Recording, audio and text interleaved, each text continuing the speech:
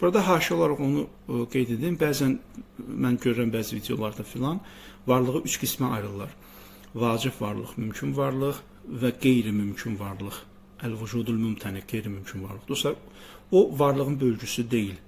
Aydındır? Çünki varlıq ya vacibdir, ya mümkündür. Varlıq qeyri-mümkün ola bilməz, çünki bu paradoksa səbəb olacaq. Çünki qeyri-mümkün necə varlıq ola bilər? Biz burada varlığın bölgüsündən danışırıq.